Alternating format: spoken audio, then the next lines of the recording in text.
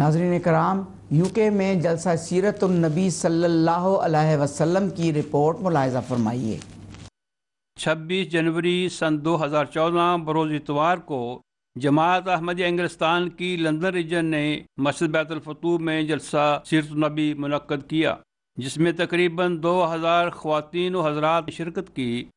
یہ اجلاس مکرم رفیق احمد حیات صاحب امیر جماعت احمدیہ انگلستان کی زیر صدارت منعقد ہوا۔ اس جلسہ کی کارروائی کا آغاز تلاوت قرآن پاک سے ہوا، جو مکرم نسیم احمد باجوہ صاحب مربی سلسلہ نے کی۔ اس کے بعد مکرم غلام سرور صاحب نے حضرت مسیح پاک علیہ السلام کے پاکیزہ منظوم کلام میں سے چند اشعار بڑی خوش حالانی سے پیش کیے۔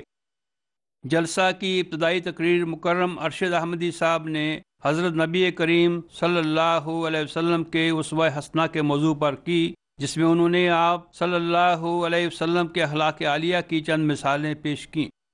اگلی تقریر مکرم مولانا مرتضی احمد صاحب مربی سلسلہ کی تھی، جس میں انہوں نے حضرت نبی کریم صلی اللہ علیہ وسلم اغیار کے موضوع پر کی، جس میں آپ نے اغیار کے حضرت صلی اللہ علیہ وسلم کی تعریف و توصیف میں متفرق حوالے پیش کیے۔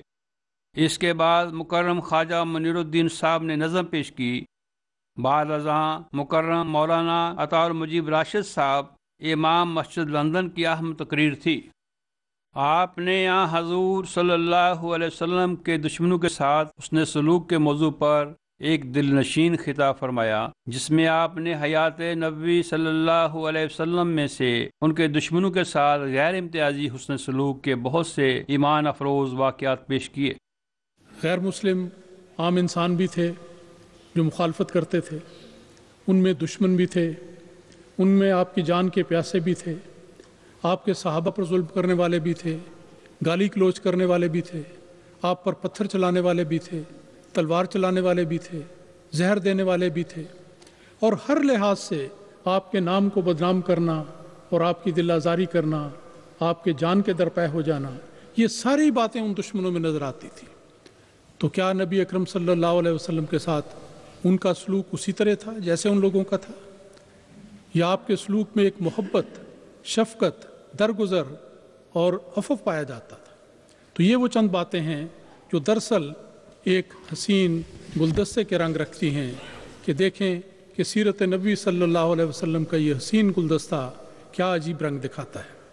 اس کے بعد جامعہ احمدیہ انگلستان کے طلباء نے حضرت مسیح پاک علیہ السلام کے عربی قصیدہ کے کچھ اشعار بڑی خوشحالانی سے پڑھے۔